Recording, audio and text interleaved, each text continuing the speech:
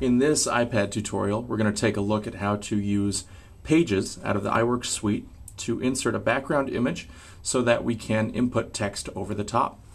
The first thing we're going to do is we're going to turn our screen on. We're going to slide to unlock. You can see that I have apps folders set up here. I'm going to go to my productivity folder. I'll select that. I'm going to select Pages. And it's going to bring me to my documents within my Pages app. What I'm going to do to create a new document is down at the very bottom. I have a few icons to choose from. I'm going to choose the one that has a plus sign. And then I'm going to select New Document. When I select New Document, I have a lot of different options that I can choose from, but I'm going to choose Blank in the top left-hand corner. And now I have a document set up that I will be able to type into. What we're going to do next is embed the background image. So what we're going to do is select the wrench icon in the top right-hand corner, and we're going to see that that's a Tools menu. We're going to go down 3 options to where it says Document Setup. I'm going to select Document Setup, and in my Document Setup menu here, I can see the background of my document. I'm going to go up to the picture icon that has an image of mountains and a sun. I'm going to select that. And I'm going to go to my saved photos, and I'm going to select a screenshot of a PDF that I took previously. When I select that and touch in here on top of that PDF, it's a little smaller than I want it, so I'm going to readjust the size by grabbing the corners. I want to make sure that it's going to fit within my document lines, and from there I'm going to click Done, so that I have it embedded in the background as an image. Now the reason we're embedding it in the background as an image is so that we can type responses over the top.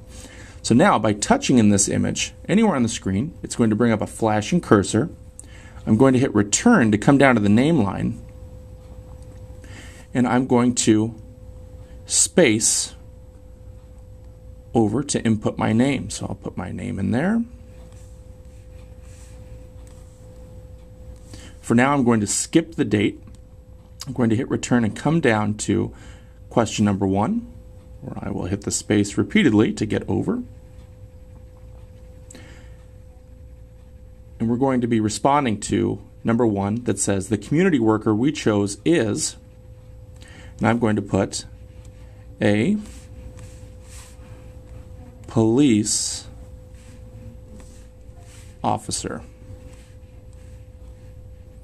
Now, to make the student response stand out even more than the text in the background, I'm going to select it,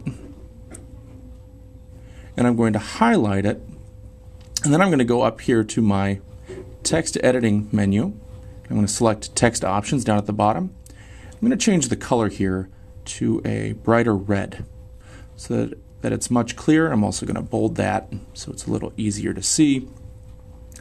And from there, we have the ability for students to input text over the background image. They've never touched a piece of paper, and they've done it all on their mobile device. Now, in terms of submitting this to you, instead of printing from the iPad, they would go to My Documents once this is completed. And down at the bottom, you have another list of options. We're going to select the box with the arrow coming out of it, and we're going to select Email Document.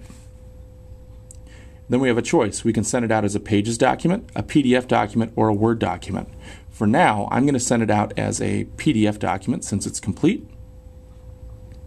And you can see that the image is embedded down at the bottom. And you just input who you want to send that to, and that is submitted and completed.